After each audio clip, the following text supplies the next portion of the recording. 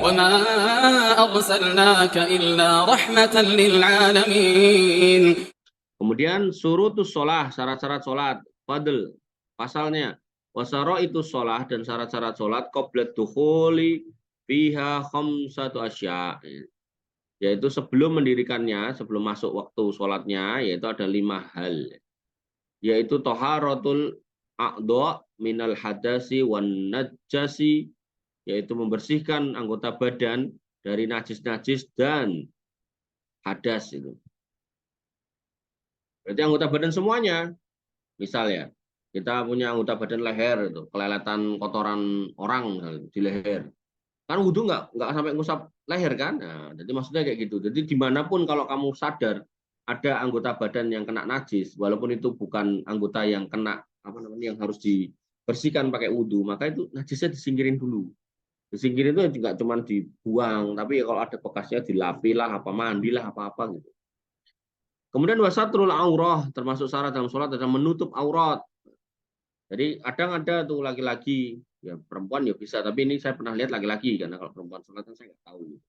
Jadi dia ada di saf belakang, jadi kita nggak tahu. Ada laki-laki nih, pakai bajunya kecil gitu kan, orangnya agak semok gitu, agak apa ya semok ya, agak gendut lah gitu.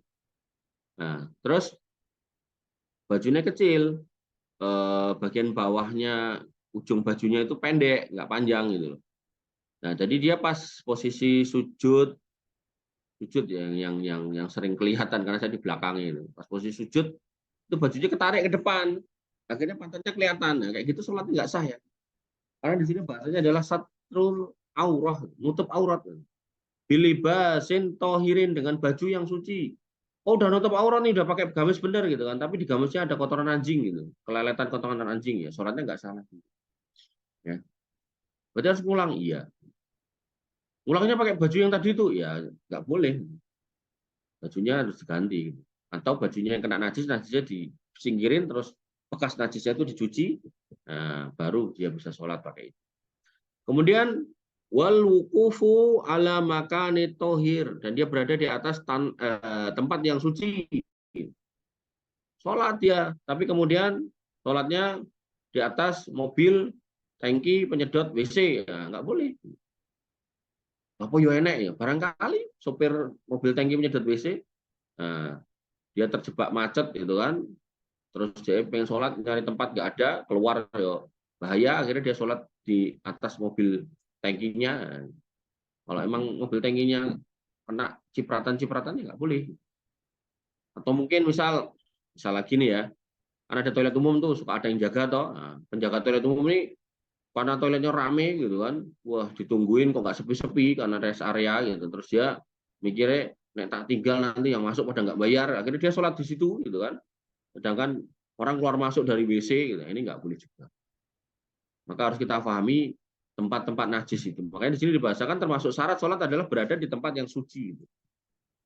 Kemudian wal ilm bidukhulil waqt, ya, mengetahui masuknya waktu yang tadi itu, yang di atas tadi itu. Ini udah sholat apa ya? Ini sholat apa ya?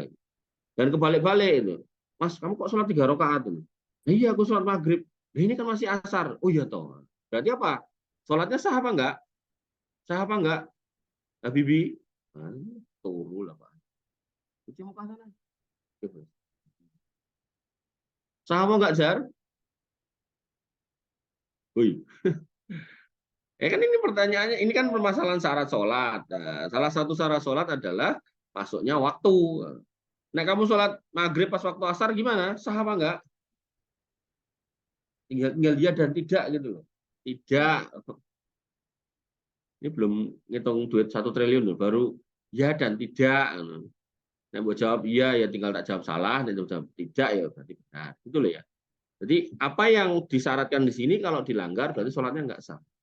Kemudian dua istiqbalul kiblah, harus menghadap kiblat. Kita orang Indonesia kiblatnya ke barat. Nah, kok ini sholatnya madhep ngidul, sah apa enggak Safi? Enggak, kalau disengaja. Tapi kalau dia misalnya, saya pernah di hotel ya di mana Jepang ya. Karena kalau hotel Indonesia kan masih ada tuh arah kiblat arah kiblat. Nah, di hotel di Jepang nggak ada kayak kiblat-kiblatan, mereka nggak sholat. Nah, ternyata kita salah nih madhab kiblatnya. Tapi kita nggak tahu. Kita udah berusaha ngecek gitu kan. Nah, kemudian singkat cerita kita ngobrol sama temen lah. Saya nanya, kamu sholat madhab mana? Madhab jendela itu. Itu berarti madhab ke selatan itu. Iya toh. Oh, nggak tahu. Gitu. Dan itu sudah berlalu gitu kan. Jadi ya nggak usah diulang. Tapi kalau kemudian masih ada waktunya, pas nanya itu masih ada waktunya ya boleh diulang. Walaupun juga nggak wajib untuk diulang. Gitu ya. Jadi kalau menyengaja salah, ya salah. Berarti sholatnya nggak sah. Gitu.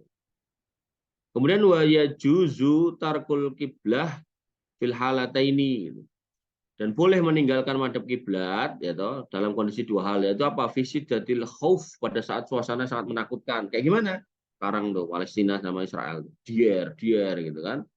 Nah, orang Palestina kan posisi ketakutan tuh, lari-lari ke sana kemari. Nah, dia sholat nah, dalam kondisi pokoknya sebisanya gitu kan, itu nggak apa-apa. Wa fin nafilah fil safar, dan dalam sholat nafilah saat safar. Jadi safar itu sholatnya sholat sunnah, maka bisa sholat semadep-madepnya. Jadi misal naik mobil, naik bis, naik kereta, Allah Akbar, keretanya madep timur ya nggak apa-apa. Ala rohilah itu pada saat kemudian di atas kendaraan. Artinya apa? Dalam konteks safar zaman dulu dan sholat wajib suruh nyari kiblat dan suruh berhenti.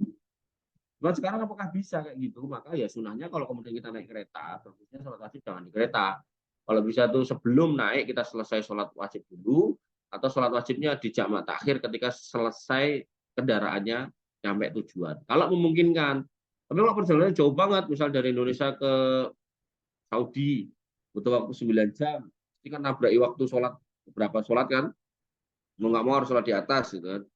Ya sudah, usahakan menghadap kiblat kalau bisa, kalau nggak bisa ya udah bismillah sholat gitu. Dan enaknya tuh kalau kemudian pesawat Indonesia menuju Saudi itu kan pasti menuju arah kiblat gitu. Paham nggak? Nah, kecuali dia arah yang lain ke arah sebaliknya, ini pasti menjauhi arah kiblat. Wallahu taala alam.